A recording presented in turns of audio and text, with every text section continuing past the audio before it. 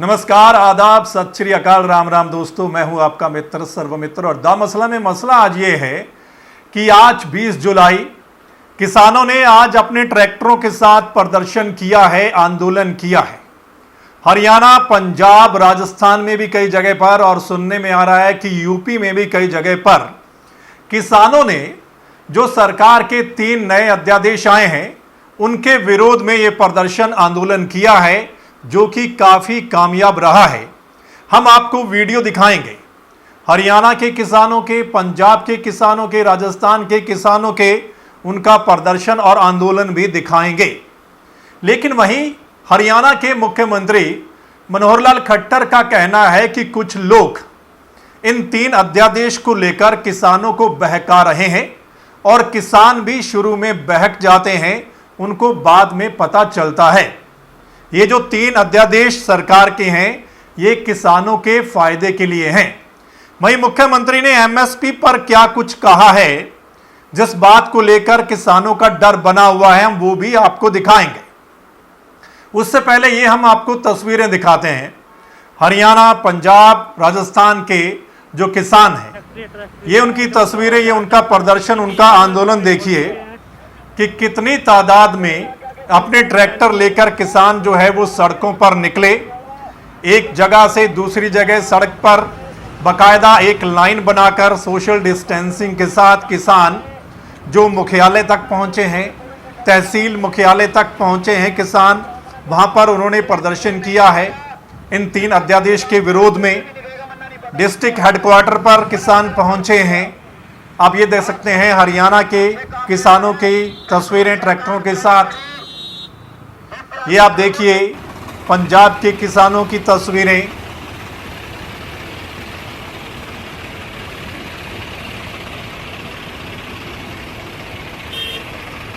और ये आप देखिए राजस्थान के किसानों की तस्वीरें भी। तो तकरीबन 3-4 राज्यों में किसानों ने 3 अध्यादेश का विरोध किया है कि इनको वापस लिया जाए, क्योंकि किसानों को डर है कि सरकार जो है वो 3 अध्यादेश के माध्यम से इनडायरेक्ट वे में एक तो मंडियों को खत्म करना चाहती है और एक एमएसपी को खत्म करना चाहती है। वहीं हम आपको सुनाते हैं कि हरियाणा के मुख्यमंत्री मनोहर लाल खट्टर का क्या कुछ कहना है, फिर इस पर चर्चा करते हैं। अब एक विषय जिसकी चर्चा मैं करूंगा वो है किसानों की फसल और किसानों का व्यवहार, उनकी आय को बढ़ाना। इसके लिए नए नए जो कार्यक्रम आ रहे हैं, नए ऑर्डिनेंस भी जारी हो रहे हैं। उसमें 2 ऑर्डिनेंस की बहुत बड़ी चर्चा अब सारे देश भर में है, क्योंकि हमें पता है कि ये हम किस लिए कर रहे हैं। ये किसान के इंटरेस्ट में कर रहे हैं, किसान के भले के लिए कर रहे हैं।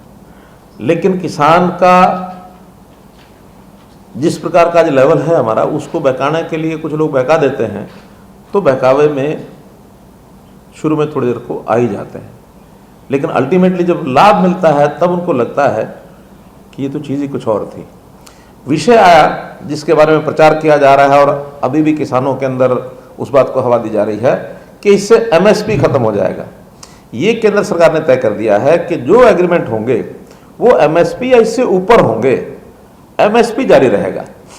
अगर किसी फसल का कोई खरीदार नहीं आता है, जो 17 फसलों के एमएसपी लागू किए हुए हैं, उस एमएसपी पर मंडी में तो खरीद होगी ही होगी, मंडियां रहेंगी, मंडियों में कोई व्यवस्था नहीं बदलेगी।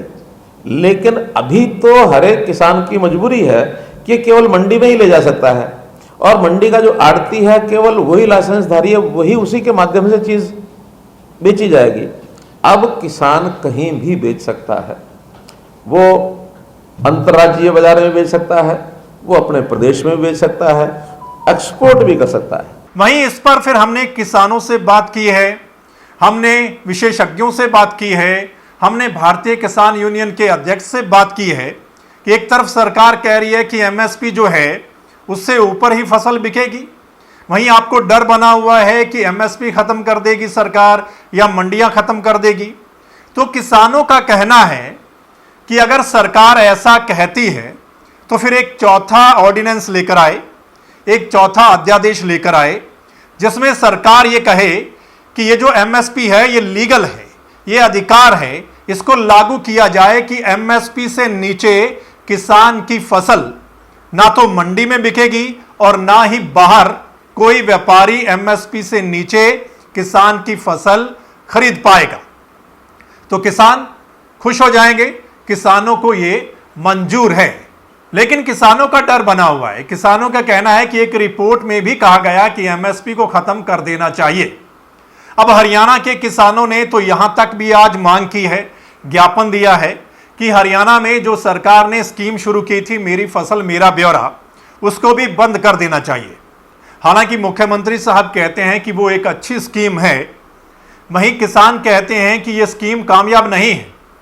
जो किसान फसल का रजिस्ट्रेशन करवाता है, जितनी फसल का रजिस्ट्रेशन करवाता है उतनी उसकी फसल नहीं खरीदी जाती और ना ही उतनी फसल एमएसपी पर खरीदी जाती है। किसान सरसों की फसल का एग्जाम्पल देता है। किसान ये भी कहता है कि कभी जो पोर्टल है वो शुरू हो जाता है, कभी पोर्टल बंद हो जाता है।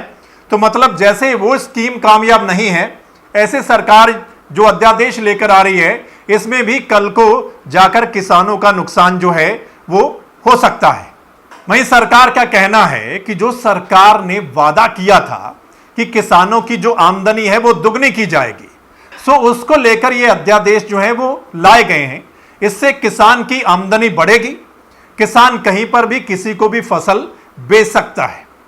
हरियाणा के मुख्यमंत्री मनोहर लाल खट्टर का तो यहां तक कहना है कि पिछले 6 साल में सरकार ने जो भी स्टेप उठाए हैं किसानों के लिए, उससे किसानों का फायदा हुआ है और किसान आज खुश है। अब हम किसानों से पूछते हैं कि क्या आप खुश हैं? पिछले 6 साल में जो भी स्टेप उठाए गए हैं, क्या आप खुश हैं? और आपका क्या कुछ कहना है जो सरकार कह रही है कि इन 3 अध्यादेश से किसानों की आमदनी बढ़ेगी, मतलब मंडियां खत्म नहीं होंगी और एमएसपी खत्म नहीं होगा? इस पर आप अपनी राय हमें जरूर कमेंट के माध्यम से लिखकर भेजना। वहीं जो मुख्यमंत्री बोल रहे हैं उस पर भी आप अपनी राय जरूर लिखकर भेजना। इस वीडियो को अगर आप द मसला के यूट्यूब चैनल पर देख रहे हैं तो इस चैनल को आपने सब्सक्राइब करना है और बेल आइकन को जरूर दबाना है। वहीं अगर आप फेसबुक पेज पर देख रहे हैं तो द मसला के फेसबुक पेज को लाइक करना है। वो इसलिए क्योंकि जो हमारा अगला मसला होगा, जो हमारी अगली वीडियो होगी, उसका नोटिफिकेशन आप तक उसी समय पहुंच जाए। धन्यवाद, नमस्कार।